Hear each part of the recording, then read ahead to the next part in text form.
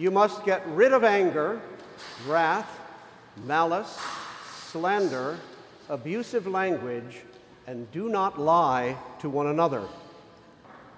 These words lie at the heart of the Colossians passage. Most of you may realize that we attributed, even in our leaflet, this epistle to the Colossians to Paul, but actually most scholars are now convinced it was written after the time of Paul, but it reflects some of Pauline theology. It has some distinctive differences from Paul, which is why scholars assume that it wasn't actually written by Paul himself. But this passage is very Pauline. The writer of Colossians calls us to live a higher life on the basis of our Christian faith, on the fact that we have been called into relationship with Jesus Christ, who has been raised from the dead. And he contrasts this higher life with the kind of life that many of us led before and which is very popular in the world, a life of deceit and dishonesty, a life of immorality, a life that certainly is not worthy of being called Christian. Christians are to adopt a higher ethic and live more ethically. And these are some of the elements of that ethical life.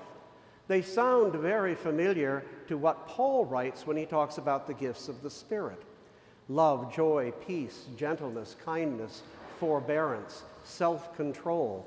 These are all marks of this new Christian ethic, which is to take the place of that which has gone before. It's very important because this ethic is transformative. It transforms our lives as we lead this kind of life, doing these things, but it also helps to transform the lives of others. And ultimately, it has the power to transform the world. So taking that ethic seriously is extremely important. I can't help contrasting that ethic with a different ethic which we see played out in America all the time, and which particularly we see played out often in the tweets and statements of our president. Over the past week, Baltimore has been the subject of a number of his tweets and statements, really debasing kinds of things. And it would be very easy to just dismiss them. In fact, I think Governor Hogan talked about them as water rolling off a duck's back. But that's too simplistic. We need to take seriously the fact that words do matter. Now, it also is fair to say that we need to wake up to the reality that there are many injustices, many inequalities, ongoing racism, and ongoing economic disparity in a city like Baltimore. And we know, sadly, all too well, even in recent news, we are also not immune to corruption in government. In fact, very few governments over the history of the world have been immune to corruption. But we've had it here. So there is an element of truth in what President Trump says about Baltimore, but we also need to remind ourselves that this is a president who not infrequently waxes eloquent on subjects about which he knows absolutely nothing, and that includes the city of Baltimore. He doesn't do his homework, so he doesn't know about the wonderful things that happen here, or the wonderful environment, or the way in which many of us, perhaps most of us, perhaps all of us gathered in this cathedral on this Sunday love this city. But we also need to be aware that these words have power to really do damage. It's particularly annoying to me that an administration that has paid no attention whatever to the poor has in fact built roadblocks to all kinds of things that might aid people in Baltimore and other cities who are poor, who uses every opportunity to divide Americans against each other, and uses every opportunity to stoke the fires of racial hatred and racial divide, that this president should be critical of Baltimore. There are rats in the city of Baltimore, although our leaders tell us that there are fewer rats than there used to be. I found that was kind of a lame response to the president. But I would like to just put things in perspective. The rodents in Baltimore are a far cry from the human rats that now populate the Senate of the United States and are so much in evidence in so much of our government. Those are the rats we need to be worried about, the people who simply do not take action or speak out. Interestingly enough, the Bishop of Washington, Mary Ann Buddy, along with the Dean of the Cathedral, Randy Hollerith, and their canon theologian, spoke out on Tuesday in an article and a message back to President Trump. There are some bishops like that, but fortunately not in this area.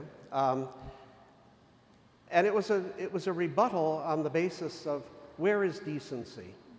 And they drew their analogy to a part of history, and it's easy to find parallels to what is going on in America today in former times. And they looked back to the McCarthy era and the ways in which Senator McCarthy ran roughshod over law and the sensibilities of people in his witch hunt to find communists, and how few people spoke out until people began to finally get mobilized to bring this back into some kind of semblance of order. And that's what that letter calls upon us to do. Now, I'm a student of history, but it happens that I'm more of a student of European history. And so I have been annoyed and concerned in recent time by the parallels I see 20 years before the McCarthy era in Germany. The rise of Nazism in Germany and the rise of Hitler. Hitler was a self-aggrandizing, egocentric, and in some ways maniac. He lied all the time. He was very clever, however, about building upon the frustrations of his time.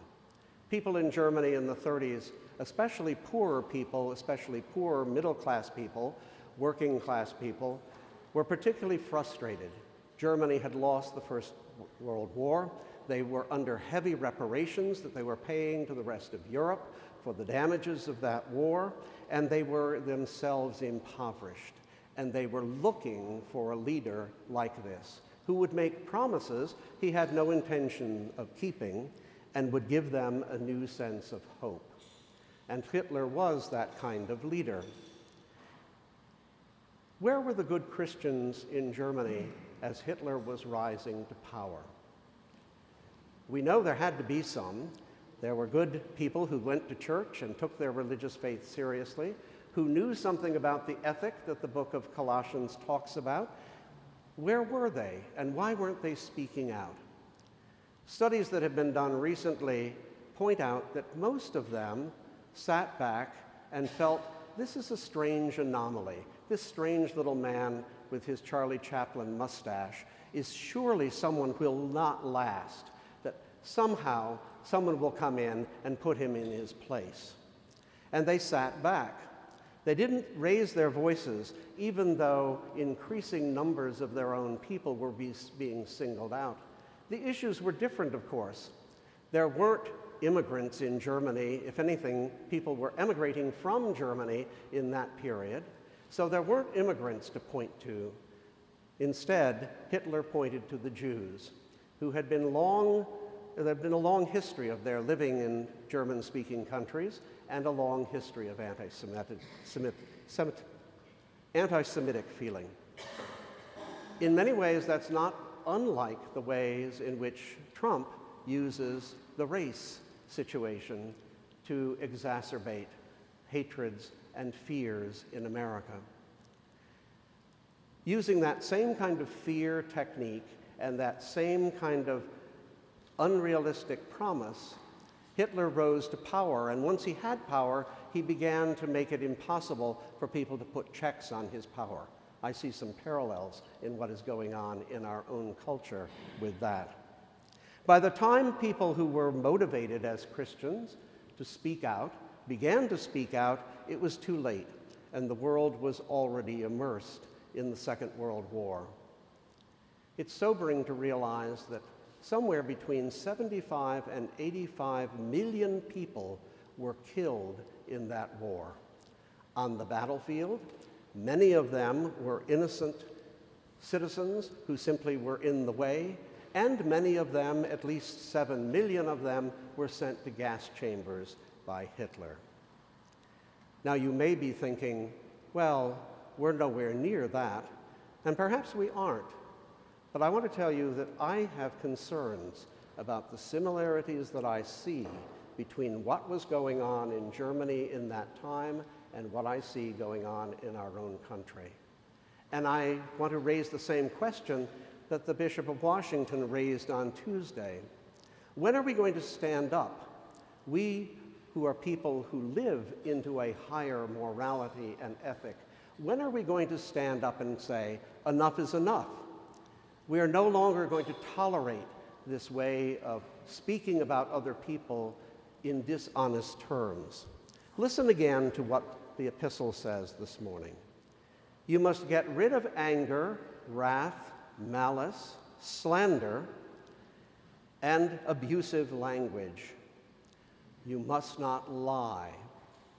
But then it goes on. In their infinite wisdom, the writers of the lectionary seem to leave out some of the most juicy parts. Immediately after this part in Colossians, if you went on, you would read, clothe yourselves with compassion, kindness, humility, meekness, and patience. Forgive others and clothe yourself with love. We need to take very seriously how important it is to clothe ourselves with love. But it isn't enough to just live this Christian ethic. We need to also defend persons in our culture who are being maligned, and we need to defend these various ethical principles because they are seriously under attack. So what will you do to speak out against the abuses of this kind of ethic? And how will you live out your Christian faith?